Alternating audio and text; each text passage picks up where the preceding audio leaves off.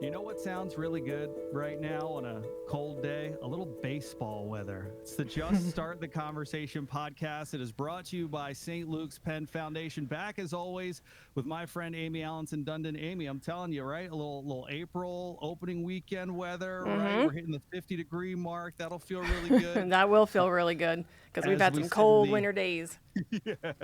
yeah, cold, windy days ahead of us, but a great conversation ahead of us today because, well, I'm going to let you introduce our guest because I'm learning more and more about your relationship, the two of you, and I think it's amazing. So I'm going to actually let you go ahead and introduce our guest today because we've got a very special conversation coming up here. Thanks, Crockett. I am really excited to welcome Dickie Noles to the podcast today. Dickie Noles is a retired professional baseball player and has become, I'm going to say, a friend.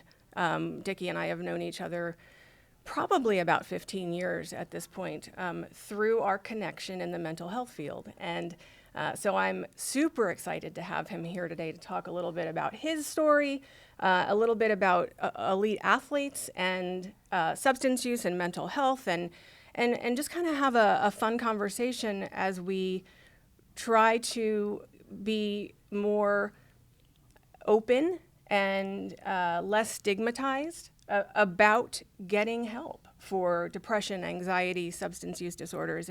And Dickie is just a great man and a great person, and I'm so honored to have you here. So I'm going to let you, Dickie, if you don't mind, for those people that are listening that maybe aren't on the East Coast and don't know the Phillies or haven't followed you, talk a little bit about your career and how long you played, and then maybe we can roll into how you ended up kind of leaning into mental health work. Okay. Well, I started playing baseball, way back when I was young. As a matter of fact, I feel so honored to be here, first of all, with Amie. And I know that we've shared a lot of things together over the years. So I think she knows how passionate I am about certain things. And one thing I'm passionate about now is grandkids. But anyway, I look back and I say, I'm a grandfather now. I remember like yesterday being in my backyard wanting to be a Major League Baseball player like most kids did. And I wanted to be in the World Series. And the 69 Mets turned me on to baseball. And I loved Tug McGraw. And of course, Nolan Ryan was on that team. But Seaver was my guy. So ever since I was a kid, I wanted to be a Major League Baseball player. And somewhere along the line, I started to develop the ability to bring the scouts out and they started to watch me play, and they were very interested. And then I got drafted. I got drafted in 1975 by the Philadelphia Phillies. Now, here's an interesting thing. I got drafted by the Phillies, and I was an Atlanta Braves fan for many years. I'm from Charlotte, North Carolina now. Boo.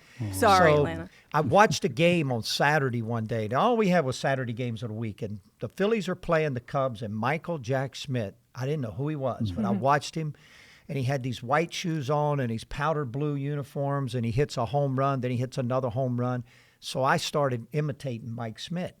And so as I started to imitate him, I started to let people know around me. And I was in high school. I started letting people know, hey, man, I like this guy from the Philadelphia Phillies. And you're a Phillies fan now? Where'd you become a Phillies fan? And I got drafted by the Phillies. And that was 1975. So I played 16 years of professional baseball. Wow. I started with the Phillies and ended with the Phillies. The end wasn't real great. In between that, I played for not only the Phillies, but total 6 other teams, so 7 teams in the major leagues. And I played in a world championship. Of course, I'm remembered for one pitch. Yes, you are. I'm infamous for one pitch. You can't say famous, but I'm infamous for one pitch. Yes, But yes. And that was in the next 1980 podcast is World with George Series. Brett. We'll see if we can get him on the next podcast. Well, George is a great guy. I'm sure he'd do it. Yeah. So my career has taken 2 turns. I became a EAP, not by choice. After my career ended, I was into community relations, and now I've went full circle back towards the community relations since I've kind of semi-retired. But now I'm an ambassador for the Phillies, which is a real honor. You know, one of the things I kind of wanted to focus in on, Dickie, is, this conversation is about mental health. And certainly, we substance abuse and mental health certainly is something that I think during your time as a pitcher, and probably when you were going through your most difficult stretches of times, weren't maybe the easiest thing to talk about then. So maybe that's kind of a good place to kind of start getting this conversation down that path a little bit. Is, look, we've got guys reading self-help books on sidelines of football games now. I don't think that would have been the case in a dugout in, say, 1975, 1980, and through your career. So maybe that's just a good spot to start. Is how far along you've maybe seen the avenue for help with mental health come as an elite athlete, as a professional athlete, from the time that you were playing. Well, I love it that he's reading a mental. I think it was a self-help book, on the sidelines. But Dallas Green would not have liked that very well, I don't think. But there was a stigma in our sport, and of course, Sports Illustrated has outlined it with players on the cover back when we had some players that came forward finally and talked about their depression issues. But when we were growing up in the sport of baseball back then, you had to be tough. There's a thing in baseball called mental toughness. Mm-hmm. It's called the fifth tool, mental toughness. And mental toughness is something that everyone was expected to have. You got hurt, spit on it. Hey, look, go to the trainer. You're doing something wrong. So if it's not broke, just go out there and you're a big man. Go out there and go through it. If your arm hurts, you still got to perform. If your leg hurts, don't run as fast, but you still got to perform. If your head hurts, take an aspirin. Mental health got real quiet. I don't think anybody knew how to deal with mental health. I mean, I'm sure there was a lot of players that had depression, as we have found out, that were afraid to say, "Hey, I'm depressed. I don't even know what depression is, but I don't feel right." I remember a player describing to me his depression, and we were talking about getting to Clearwater, right? Yeah. Well, he's driving over the bridge to take his girlfriend down to Clearwater Beach in this one little area, and the sunset there is one of the best ones in the world, I think. So he's driving over that bridge to go down to the beach, and he said all of a sudden he was feeling really good all day long, and then it just hit him. It was like a sprained ankle in the stomach is the way he described it. And he said, I shouldn't be feeling this way. My girlfriend just got in town. She's my fiance. I'm going to marry her. She's in town. I'm taking her to the most beautiful sunset around, and I feel like crap. And I don't know why I feel this way. I don't want to feel this way. So here I go trying to fake it again. So I think that was kind of the era that I played in. If you had these mental health issues, you better learn how to fake it. Yeah. So what was the moment you kind of woke up one day and said, I think I need some help? There wasn't one. And this is something that I'd like to share with the audience. I mean, I'm a recovered alcoholic. I've been sober for 41 years. Coming up in April, I'm not going to get ahead of myself. But one of the things about my recovery, the start of my recovery, I didn't ask for it. I didn't want it. Most addicts are in denial. I had been through a whole lot in my life. As soon as I signed my first professional contract, just to give you an example, Dallas Green told me, and my scout had told me, listen, don't take that negative attitude. And I look at the word that was used, because I had a tremendous attitude. Everybody said I had a great attitude. I had a positive attitude. My negative attitude of my off-the-field behavior onto the field. Oh. You make sure you leave that in Charlotte, North Carolina, because most of my life had been spent doing things right, but there's a period of my life that was probably about 9 years at most, where things didn't go well. I'm still remembered for those 9 years in many ways, but that was the start of it. I ended up coming into baseball. I got arrested my first year, second year, third year, fourth year. So every year I was arrested in the minor leagues. So when I came into baseball, maybe that's a record. You might. I as being an EAP, that's not a record. So I think it's maybe tied. But I can tell you that through those times, I heard things like, okay, so you got arrested in Auburn, your first game, before you played your first game in professional ball. How did that happen? I don't know. I was playing foosball and I got in a fight. I was drinking. Yeah, okay. Then the second year I got arrested for pulling a fire alarm. I didn't run nobody over or shoot nobody. I pulled a fire alarm. We were drinking one night and I just wanted to do it. So the police came out and I got a ticket for that. The third year I got arrested, I lost my car. Now think of that. I lost my car, and the organization still hasn't pulled me in to say, you think you might have a problem with drinking. It's affecting your life. But see, here's the difference. I lost my car. I found my car, and the manager Jim Snyder, God rest his soul, I got on the bus. I said, I can't go on a trip. He goes, why? I said, I lost my car last night. And he goes, get on the bus. And he goes, how do you lose your car? I said, I don't know. And I was so drunk that I couldn't remember where the police officers pulled us over. And because I was a baseball player, for some reason, he gave me a, get out of jail free card if you get in that cab and go home. So I did. So I didn't know where my car was. And so, then it started to get a little rougher. I ended up getting arrested for being in fights in a bar. I got sued the first time for being in a fight in a bar. And then the second time I got sued and thrown in jail was what some people would call rock bottom. I still didn't believe it was rock bottom. April 9th of 1983, which was my last drink. I was incarcerated and sentenced to 180 days to jail for assaulting a police officer that I didn't remember that. So through all these things, I didn't have anyone at that point to set me down and say, wow, don't you think you have a problem with drinking? Until Dallas Green had set me down before the 83 incident.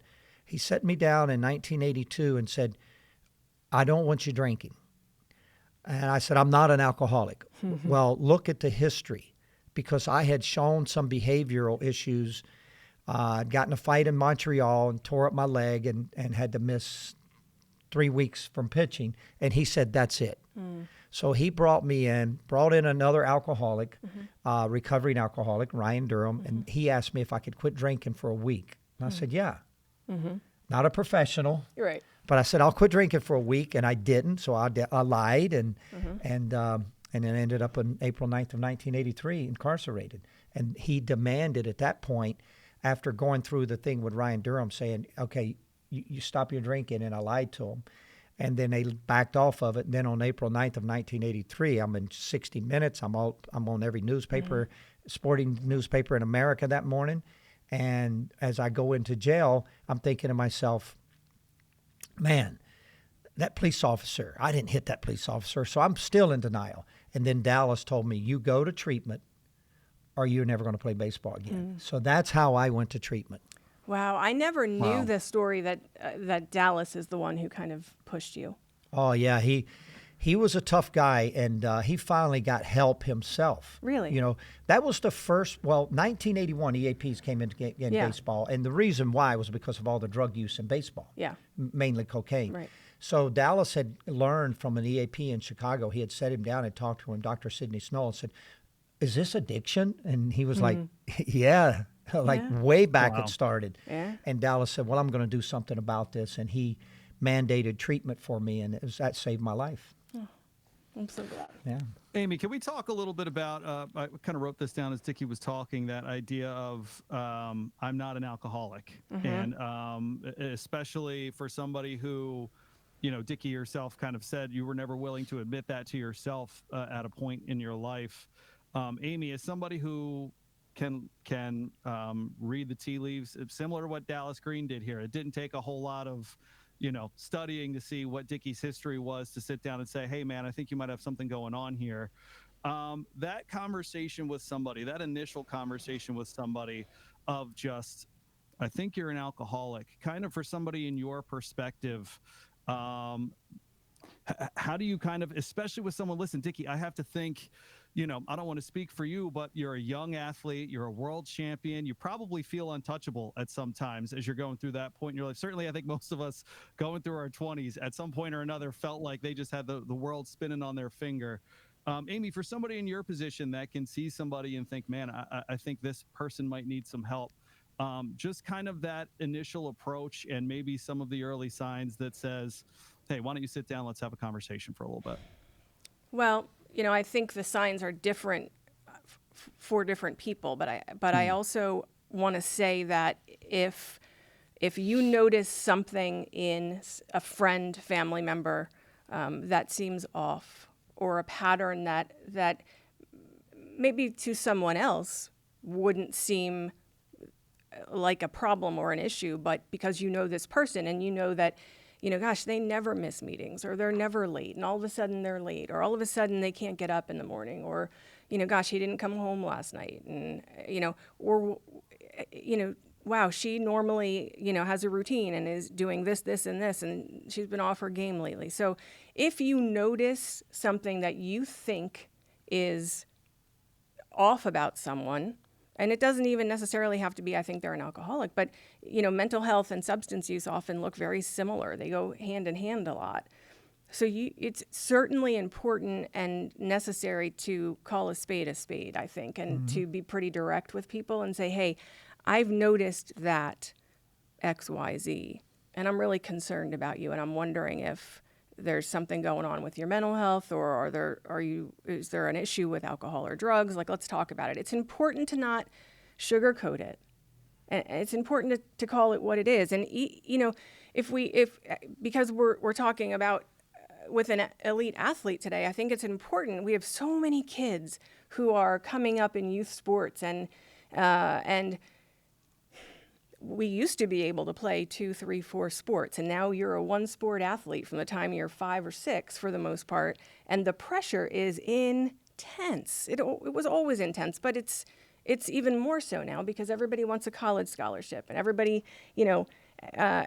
and so oftentimes parents, family members, loved ones will look the other way and say, well, but he's a really good soccer player, so it's okay if he can't get up on time to go to algebra, We need to make sure our priorities with our kids are right, because the kids are the ones that are turning into alcoholics, drug addicts, and folks with untreated depression and anxiety. May I follow up with that a little bit? Because, Absolutely, please. There's a big difference, in my personal opinion, in addiction and mental health. We know that mental health is our well-being, and it affects us emotionally, psychologically, and our social. But let me just say something about addiction. You have to hit addiction head on. I think that's where the mistakes were made with me. We want to listen. If a person's depressed, the best thing sometimes, if you don't know what you're doing, is to be able to just listen to them. A person just depressed doesn't want to be depressed. A person that has anxiety doesn't want to have anxiety. But the person that has addiction wants to have the addiction. He just don't know it. And I think it's a big difference. I think one of the things about mental health is when people are dealing with depression, anxiety, or bipolar, whatever the case may be, is that's a different battle, in my personal opinion, from all of the years, and also from being an addict. I chose to drink. We forget that. First step of Alcoholics Anonymous is you become powerless and life becomes unmanageable. That was written all over my forehead as soon as I got up in the morning. But when you look at the situation that comes with addictions, it's usually a situation that starts with choice, and then it's no longer your choice. I love the feel of 2 beers. I always try. Then it was 3. Then it took 4 to give me that feeling, but I always wanted that feeling. Mm-hmm. And I could disguise my alcoholism as good as anyone. The family that I grew up with were drinkers, but they weren't alcoholics. At least they were none of them that went to treatment. But I do believe a couple of them were alcoholics, but I'm not going to throw my people that are no longer here under the bus. But when I was going through school, I was very good in school, good athlete. Then all of a sudden, my time started when I was in 11th grade. I became very popular, and I liked that. Didn't realize how much I liked it. And I was wanting to hang around with some of the guys that I always looked up to that were older than me.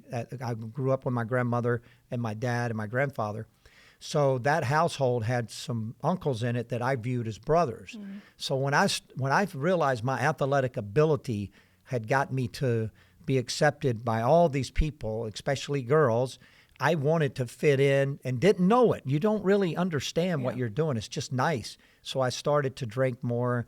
And then all of a sudden my senior year comes, I had tore up my left arm. As you can see, Amie, it's still torn up. And I was going to be a number 1 draft pick according to a lot of scouts that I talked to. So I ran through a plate glass window drinking one night, running in a pool to see how far we could dive out in the pool. And the door shut, and I went through the window. So I almost destroyed my whole life then. Wow. And I remember making, promises that I'm never going to do this again. I remember talking to God, I'll give you my life back if you give me my arm back. My arm truly never came back, but I did become a Major League Baseball player. Mm-hmm. But that was the first sign for me when I look back, and I think one of my family knew what to do. Yeah. And then the second sign to me was my school allowing me to miss school all the time. And Right. I wouldn't go to school my senior year because I didn't need the credit. So I didn't go to school. I'd Yeah. show up and play, and they'd let me play. Well, yeah, I'm sure. And that was the second sign for me. So you're talking about a unit of people there that really understand what they're doing dealing with kids, and yet they didn't understand what they were doing dealing with addiction. Yeah. It's sometimes we're blinded, especially with young people who are very talented or gifted or bright. Mm-hmm. It's very easy to look the other way or choose not to see something because of all the good stuff. I mean, looking the other way. How about my baseball coach going, hey, as long as you're able to play, whatever. Yep. Right. Yeah. So, Yeah. I mean, so how did you think all of that alcohol use affected your pitching when you were on the mound as a major league pitcher? now, a lot of people may not understand this, so I think this is an important issue. I knew how to prepare myself to play. Now, when I say I started drinking hard at the end of that 11th grade season, I think I had some depression. I've never had a depressed day in my life, knock on wood, but I think after I tore my arm up, I had some. Yeah. And I think I was very concerned about becoming a Major League Baseball player again. And I think one of the things that I didn't self-medicate because I was already drinking, but I kind of went, hey, I can't play right now. Yeah. So I'm squeezing a rubber ball. Why not have fun? And by my senior year, it had gotten out of control. But I do believe that when I got into professional baseball, it did not create my addiction. And this is what a lot of people may not understand. That environment didn't create it, and it just enabled it. I'd already gotten there. I don't think people understand that you can be an alcoholic as a 12th grader. I think that was the part that a lot of people were missing. When alcohol, we know when you get on that merry-go-round, you stay on it all, and it's insanity. Staying on it, even though things just, that's the insanity of staying on the merry. Say that for me. I'm missing the term. Well, insanity is it's doing the same thing over and over again and expecting different results. Thank yeah. you. Drew a blank on that for a second. So anyway, when I was going through all this, I didn't know it because the addict's not going to know it. Others were looking at me like, what happened to this kid? Well, he'll be all right. When he gets into professional baseball, he'll be fine. So I got into professional baseball, and that seemed to be everybody's focus on me. He's not going to college. He messed up his senior year. If he gets into professional baseball, he's going to be successful, and he'll be okay. Mm-hmm. And baseball just enabled me to continue in my addiction. Yeah. Right. Amie, I think that going back to Dickie talking about his junior and senior year of high school, that has to be a really, listen, I think you're starting to get your first tastes of freedom a little bit more, right? You're driving, you probably got a little more, not so much parents looking over your shoulder, doing all those sorts of things. Dickie, to your point, I think we all went through that kind of peer pressure moment of wanting to be in the cool crowd, doing what we thought all the cool kids were doing at that point. Amie, how can we, listen, it was a different time back then, certainly, and now, I would like to think if someone were a quote unquote, first round kind of player and skipping school and all that stuff, someone would come in and be like, guy, girl, whoever you are, come get in class. There's no guarantee that that's your future. Come in here, get your grades, get your education, do all those sorts of things. For people that maybe are that elite athlete, and maybe we are starting to see some of these things coming from them. Amie, I'm gonna come to you on this of just, it really takes kind of a village with kids to try to make sure that we can kind of keep them on the right path. Mm-hmm. Your message to just parents or coaches or guidance counselors, therapists, whoever it might be, for kind of having open arms and bringing a kid in that maybe is already early on showing some signs that this could get a little bit out of control, and just the best way to kind of approach and show them like, hey, you've got a great future ahead of you, but this can derail in any kind of way if you're not smart and taking care of the things that you need to mentally. Yeah, I have the privilege of being able to do clinical psychotherapy with a lot of athletes, and from high school, college age, all the way up to, I've been privileged to be able to work with elite athletes at the pro level. And, I think the best piece of advice that I could give parents would be, just because your child has a gift doesn't mean they don't need help. And and the two things can coexist, right? You can be a great baseball catcher. You can be a great ice hockey player, and you can have depression or alcoholism or an eating disorder, right? Those things can coexist, but we've got to take care of the mental health, substance use disorder, and eating disorder with as much intensity as we're paying to getting the college scouts to look at you and doing your highlight films. And, both have to have the same amount of marquee light attention in terms of, you can do this and you can be amazing, and you wouldn't be in the spot you're in now if you couldn't. And you need to stay sober, and we need to talk about maybe past traumas that people have swept under the rug, like maybe running through a plate glass window and having your arm destroyed. Did you ever have counseling for the trauma of that? No. Right. So, but those are I would call that, this is a whole nother podcast, but there are little T traumas and big T traumas, right? It's all the little T traumas, a minor car accident, putting your arm through a plate glass window, traumatic stuff that usually we just never talk about, right? But all of those little T traumas are what get poured into a bottle of vodka and drank down, right? Or poured into an eating disorder, a binge eating disorder, or an anorexia, or an orthorexia, where I'm compulsively exercising because I have to have a muscle mass, a BMI of whatever. We have to be paying attention with as much emphasis on both things. And I would argue that if you're actively using drugs or alcohol, it's going to be really hard to continue or maintain any sort of elite performance. Absolutely. We're creatures of habit. Athletes are, good and bad.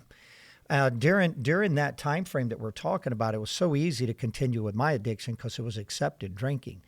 And there was an era that I played in that you sat around after the game and you had plenty of beers to talk about the game. It was a fun time. There was I heard that one of the things the '93 Phillies were known for was sitting around and having a few beers with John Kruk and Lenny Dykstra and Darren Dalton.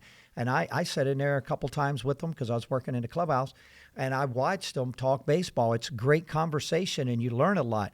But every person that drinks is not an alcoholic, but some of us, our lives are changed by alcohol as soon as it enters our body. We know it's a brain addiction. But when I was playing baseball, and I was going to touch on this earlier, I worked harder than anybody on the field. And I've thought about it a few times, and I think back on it. I had to, because I was out all night sometimes. But I never played under the influence. But I had to come in and fool my management people and work harder than everyone else. Otherwise, it would show up. God, so that's exhausting. That's exhausting, right? But it did affect my performance. I was told by two people in my career, and you made me think about this because athletes need to hear this. Maybe I did show up on the field every day. Maybe I didn't miss any practice time because I didn't. And maybe I was always on time because I was. And yeah, I outran everybody on the field on hard work. But I was told by Ferguson Jenkins, a great Hall of Fame pitcher, one time in 1982, he may have been the first person that really, from the player's perspective, that really got me thinking. When I got traded from the Phillies to the Cubs, there was a front page on the sporting, different papers in different areas, but their sports was on the front page of this, kind of like the Daily Times here. And there was a picture of me with number 48 Noles on the cover of it, sitting at my locker. My locker was on Rush Street. Rush Street's the party street. It's got all the bars on it. So Ferguson Jenkins was the first person to mention that to me and says, you might want to think about what you're doing. You got great stuff. You got better stuff than I do, and I'm a Hall of Famer. You got a chance to be a great pitcher. I never really understood what he was trying to say to me until I got sober. Then I knew. The bottom line is our lives are not made by the dreams that we dream, by the choices and decisions that we make. I wasn't making the right choices and decisions in his mind, and he was seeing it. If you could just do that after you're done playing. And that was an attitude a lot of people had, but I think I was able to disguise it because I worked hard. And yes, it was affecting me because I had great pitchers to tell me that. I had a coach one time to tell me that, you'll never know how good you can be. And I go, how do you know that? I work harder than anybody. He goes, yeah, but your choices of drinking, your addiction is going to keep you from being the best you can be. And they were right. Yeah. Yeah, Amie, that comes back to your point of kind of two things can be true right there, right? Like you are good. You are good. You could be great. If you kind of focus on the things that might be getting in your way a little bit. One of the things we haven't touched on too much, and Dickie, I want to come back to you a little bit, kind of talk about post-career, some of the things that you've done, but also I'm interested in a little bit talking about pressure and maybe how pressure in a social media world, Amie kind of touched on a little bit. We've talked on this podcast before about how everybody who wants to get recruited is a walking highlight reel right now, right? You see, you play football, you see some kid out there scoring 3 touchdowns, rushing for 200 yards. You might not see the 10 tackles he missed and the, plays that were bonehead plays where he wasn't standing in the right spot and doing all those things. In a highlight reel world for somebody who was trying to be an elite athlete, and maybe just with the times different and how you can kind of see everybody's day-to-day work. Just a little bit about pressure, kind of maybe some of the pressure that as you are now on the outside of playing the game, looking at young ball players, looking at young athletes in different arenas, just touch a little bit on that idea of just maybe the pressure that is there, especially as we're talking about mental health for student athletes as they're trying to come up and get their way to college or into the pros. Yeah, Crockett, I think they have more pressure than we ever experienced because of this social media. Just ask a kid, hey, what kind of player are you? He'll pull his phone out and show you. Exactly right, because we're trying to develop major league players now in the 6th grade. I think it's a shame. You got guys that are in the 6th grade. He's going to be good. Wait till he gets to the 7th grade, and we'll watch him in the 7th grade, and then we'll offer him a scholarship. That's happening in our country. One of the things that I think that social media has done, if I would have had social media, I probably wouldn't have become a Major League Baseball player. They would have seen mine live, and they would have said, whoa, get that guy in a treatment program. And the thing I see with pressure with kids is they put the pressure on themselves a lot without knowing it, because when they're following social media and they're on social media, that's an addiction in itself. And they're looking at all the other players and they're saying, well, this guy's out of Georgia. He's supposed to be the number 1 draft pick. What is he doing? This guy out of California, what is he doing? Oh, they're doing drive line, which is a thing in baseball that seems to be pulling a lot of kids together and costing them a lot of money, and it's supposed to make them throw harder. Well, if I want to be a major leaguer, I want to run faster, jump higher, and throw harder. We're past the steroid age. Now they got other techniques they're trying to teach kids, and they're costly. I was working with a kid, a good friend of mine's a golf pro, teaching pro, and his son was a baseball player. Now, when I had his son, I knew that I wasn't trying to I said, yeah, I'll work with your son, but never did I say I'm going to work with him and develop him into a Major League Baseball player. Sure. I was hoping to develop his motion so that he doesn't hurt his arm and he goes to college maybe and has a good time playing. Well, be honest with you, I was developing to be a good high school player, just giving him, some of the techniques that we, when you grow up in this game, I can watch a pitcher throw the ball and I'll see things you can't see. So that's all I was trying to do, is so he can develop a good motion and use the mechanics very well, which mechanics are just not for cars, which some people in this world in baseball are teaching today. It's all on hey, look, let me look at your angle of your arm. Let me look at your hand. Let me look at your spin rate. Analytics, yep. And so a lot of these kids are being pushed that way because they want to be Major League Baseball players, and their families are looking at talent. And my thing about pressure is that's pressure. Take it off. Just let them be. Just let them be kids. Mm-hmm. And I think that's very important. I think it's if you look at Michael Jordan's career, look at his career. If you want to be like Michael Jordan, look at his career. All he wanted to be was the best he could be. He said that 1,000 times. And he just wanted to go to school, get an education. And, of course, he went back and graduated. And all he wanted to do was be the best he can be. Sometimes this pressure is making them want to be better than they can be. So. I think, Crockett, I just want to interrupt and add to that. I think it would be really helpful for people to hear, how I think the Phillies are doing it right in terms of their attention to mental health and EAP. And maybe you could talk a little bit about,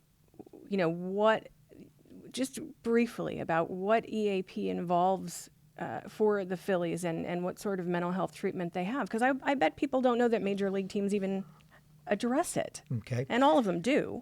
All right, I'll end the thing on pressure and get to that because I wanted to say one more thing about pressure. Pressure's good. It can be good when you have the adrenaline going to make you perform and you get nervous before a game. I think the pressure affects kids more than it does professional baseball players. We understand how to handle it. So I think when you look at what we're doing through education, I mean, I was the EAP for the Phillies for a long time, and I felt like that towards the end of my career, we had kind of outgrown the type of EAP that I was. We really have the EAP headed in the right direction. I think we have one of the best, I think it will be, in baseball. I don't like to put that kind of pressure on Dina, but I think she is the best in baseball. I think we have a doctor in place now. She's a psychiatrist. She's more of a psychiatrist. We have a psychologist who is a Latin American, he's bilingual, and they work together. Baseball's had EAPs since 1981.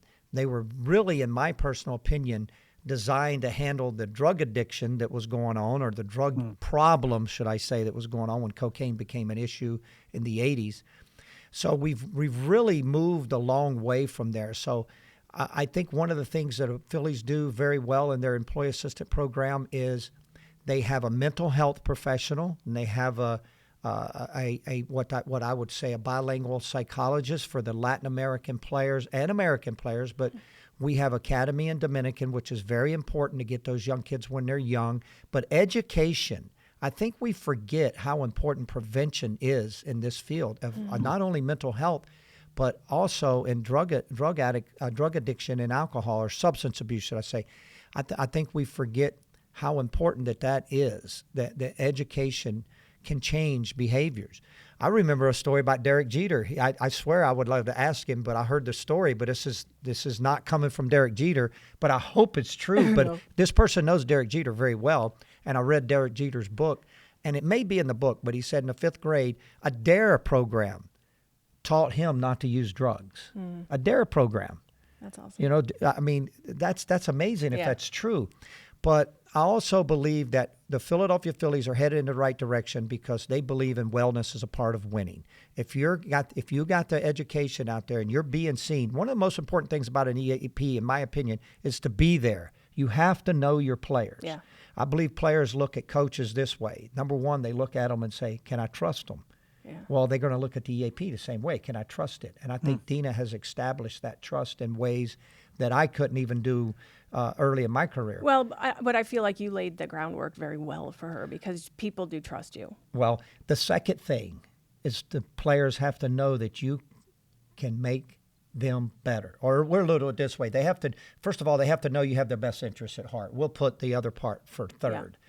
They have to know you have the best interest in heart, and they have to know you can make them better. Well, that's the way they view a coach. I think that's the way they view an EAP too. They go, all right, Amie, can I trust you? And you worked with a player of mine that had a terrible concussion and was on the, he was so depressed. It was his 4th or 5th concussion. He didn't know if he was supposed to be in Allentown or Reading when we got the call. And one of the things that he told me later on was, I trust her with my life.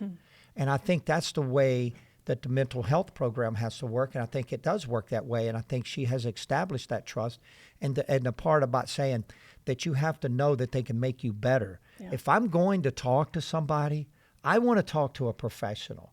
And that was the part of my career when I started with a psychiatrist, and I'm the EAP, and a psychologist. There was 3 of us. And I think that's a perfect EAP, in my opinion. Because it's a team. Yeah, I'm going to refer and assess. Assess, because I am not a licensed psychologist. I'm just a certified employee assistant professional. So I think that's what what I see going on with us from afar now and knowing Dina, I think her compassion for players is and people, because that's what they are, is people. We forget sometimes they're people. Yeah. When I used to do my education thing, I used to take all the drafted athletes and they would go through my leadership program. My leadership program wasn't the leadership program. It was a substance abuse program and a mental health program combined, and I disguised it as a leadership program. So I would bring two players up all the time. Could be a Latin player, could be an American player, and I'd say, you sit there, and I'd set the chairs in different ways, and I'd make them sit different places when they came in because they all want to sit beside their buddies. And I would have them to talk to each other for about 2 minutes, and it always was longer. It's about 5 to 10 minutes. You tell me all about yourself, Amie, but you can't tell me about your baseball. You can't talk about baseball. You can't talk about football. You can't talk about any sports. And boy, I would sit there and watch them, and they would struggle. They'd look at each other like, what are we going to talk about? I got two sisters. I got a brother. Yeah, that's what I want you to talk about. And they would start talking. Then I would make them switch seats. And I'd become Amie, you'd become Dickie, and I'd have to introduce myself to the other players as Amie, and you're introducing yourself to because the first part of leadership is listening. But when I would get done with that, I would say, okay, I want you to never forget this. Yeah, if I go back to Harding High School, I'm not Dickie Noles, the guy that was an A+ student in history and a C student in math. No, I'm Dickie Noles, the baseball player. Yeah. And that's what they're going to be remembered as forever. So I tell them, listen, you're more than a baseball player. Remember who you are. That's a great message for I love anybody. that. And an excellent place to stop. I hate to wrap it up because I honestly would love to keep this conversation going, but it is about that time. Dickie, for being so open and honest, not only in this conversation. Listen, Dickie's very open about the struggles that he's had in the past. Certainly, you can find that information everywhere. But for coming on here, and I think especially Amie, the two of you clearly have a really good rapport with each other. You go way back. BFFs, it sounds like, if I may say so myself. So she's my angel. There we go. That's a pretty amazing thing for anyone to say about anybody. So to both of you for your openness today, certainly thank you. And Amie, as always, I love doing the show with you. So thank you for all the insight.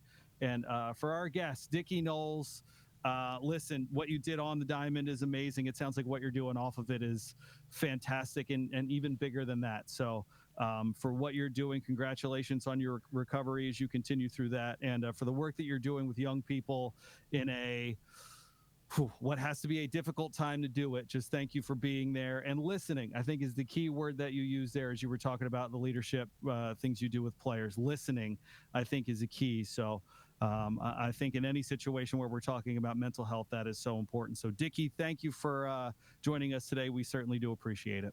Okay, Crockett. It's a pleasure being here.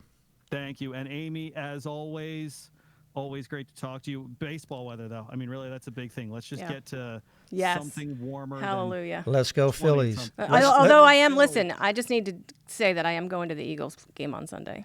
So go Birds. Last Sunday, so go Birds. Okay. All right, go Let's Birds. win the Super Bowl and the World Series, and Amen. then that's full circle There for you me go. because in 1980 we almost did it. Oh, I'll thanks, just Dickie, park for on being Broad here. Street now, if that's what you guys are thinking. It is the Just Part of the Conversation podcast. It is brought to you by St. Luke's Penn Foundation. For Dickie Noles, for Amie Alanson Dundon, my name is Crockett. Thank you so much for joining us here on the Just Start the Conversation podcast.